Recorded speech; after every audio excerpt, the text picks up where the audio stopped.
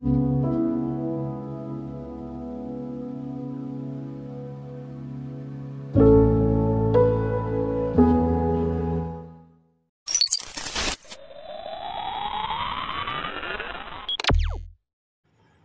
friends, எல்லாரும் எப்படி இருக்கீங்க? நல்லா இருக்கீங்களா? Friends subscribe பண்ணுங்க. அப்படியே பக்கத்துல இருக்க பெல் ஐகானை கிளிக் பண்ணுங்க friends. ரொம்ப எம்மியா டேஸ்டா ஒரு ரெசிபிங்க. Friends, இப்போ நம்ம மீல் மேக்கர் வச்சு ஒரு ரோஸ்ட் பண்ணாங்க. அதுக்காக தேவையான மீல் மேக்கரை எடுத்து ஒரு பாத்திரத்துல சேர்த்துருக்கேங்க. இப்போ இதை வேக வைக்கிறதுக்காக கொஞ்சமா தண்ணி சேர்த்துக்கலாங்க.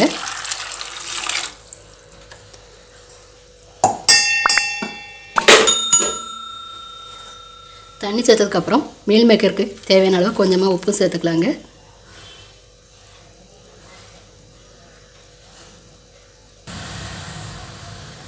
இதை நல்லா கலந்து கொடுத்துட்டு மீல் மேக்கர் நல்லா வெந்து வரட்டுங்க. அதுக்காக ஒரு 10 நிமிஷம் வெயிட் பண்ணலாங்க. இப்போ மீல் மேக்கர் நல்லாவே வெந்து வந்துருச்சுங்க. இப்போ தண்ணியை வடிச்சிட்டு தனியாக புழிஞ்சு வச்சுக்கலாங்க ஒரு பாத்திரத்தில்.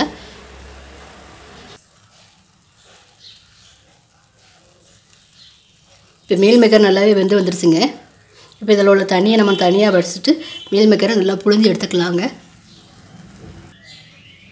ஒரு கடாய் எடுத்து வச்சுருக்கேங்க. இப்போ இந்த கடாயில் மீல் மேக்கர் ரோஸ்ட்டுக்காக தேவையான பொருள்லாம் கொஞ்சம் வறுத்துக்கலாங்க. அதுக்காக ஒரு சின்ன துண்டு பட்டை, 2 ஏலக்காய், 3 கிராம்பு, 1/2 ஸ்பூன் ஜீரகங்க, 1 ஸ்பூன் தனியாங்க, 1 ஸ்பூன் தேங்காய், கொஞ்சமாக கல்பாசி, 1/2 ஸ்பூன் சோம்பு, 1/4 ஸ்பூன் போல் மிளகுங்க. இப்போ இது எல்லாத்தையுமே சேர்த்து நம்ம ட்ரையாக ரோஸ்ட் பண்ணிக்கலாங்க.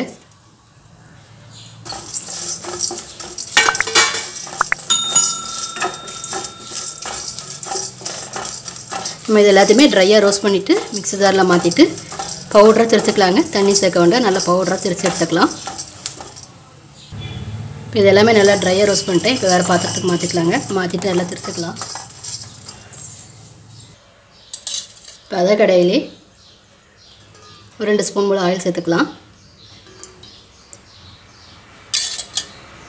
ஆயில் நல்லா ஹீட் ஆகட்டுங்க, அதை வர வெயிட் பண்ணலாம்.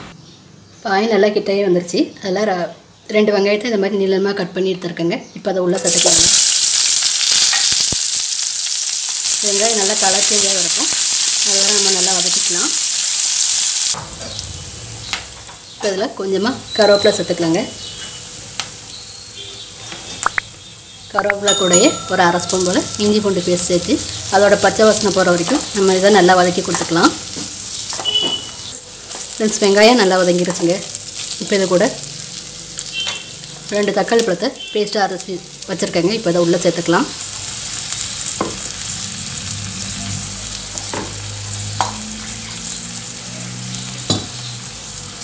இப்போ அது கூட தேவையான அளவு தண்ணியும் சேர்த்துக்கலாங்க. சேர்த்துட்டு இது நல்லா வெங்காயத்தை கூட நல்லா மிக்ஸ் ஆகி தக்காளியோட பச்சை வடை போகட்டுங்க. அது வரை நல்லா வதங்கி வரட்டும். இப்போ தக்காளி பழம் நம்ம சேர்த்துருந்த தக்காளி பழம் நல்லா வதங்கி வந்துருச்சுங்க. இப்போ இது கூட மசாலா பொடிலாம் ஒன்று ஒன்று சேர்த்துக்கலாம். 1/4 டீஸ்பூன் போல் மஞ்சள் பொடிங்க, காரத்துக்கு 1 ஸ்பூன் போல் மிளகாத்தூள்,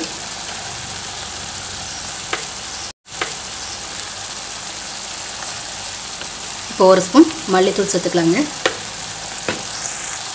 மீல் மேக்கர் வேக வைக்கும் போது நம்ம உப்பு சேர்த்துருக்கோம். இப்போ இந்த கிரேவிக்கு கொஞ்சமாக தேவையான அளவு உப்பு சேர்த்துக்கலாங்க.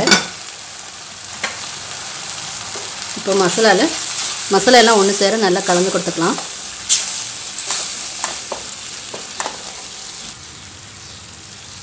இப்போ இந்த கிரேவி கூட நம்ம புழிஞ்சு எடுத்த மீல் மேக்கரை உள்ளே சேர்த்துக்கலாம். சேர்த்துட்டு நல்லா மிக்ஸ் பண்ணி கொடுத்துக்கலாங்க.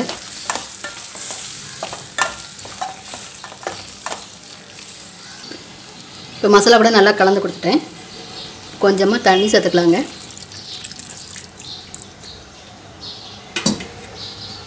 தண்ணி சேர்த்ததுக்கப்புறம் மறுபடியும் நல்லா மிக்ஸ் பண்ணி கொடுத்துக்கலாம். இப்போ நம்ம சேர்த்துருந்த மசாலாலாம் மீன் மேக்கரை நல்லா பிடிச்சி வரதுக்காக கொஞ்சமாக உள்ள தண்ணி சேர்த்துருக்கேங்க. இப்போ இதை நல்லா கொதிச்சு மீன் மேக்கரில் ஒன்று சேர்ந்து வரட்டும். ஒரு 5 நிமிஷம் போல் வெயிட் பண்ணிக்கலாங்க. இப்போ நம்ம சேர்த்துருந்த தண்ணியில் மசாலா நல்லா கொதிச்சு வந்துருச்சுங்க. இப்போ ஃபஸ்ட்டு நம்ம ட்ரையாக திரிச்சு வச்சிடலாம். அந்த பவுடரை உள்ளே சேர்த்துக்கலாங்க. சேர்த்துட்டு நல்லா கலந்து கொடுத்துக்கலாம்.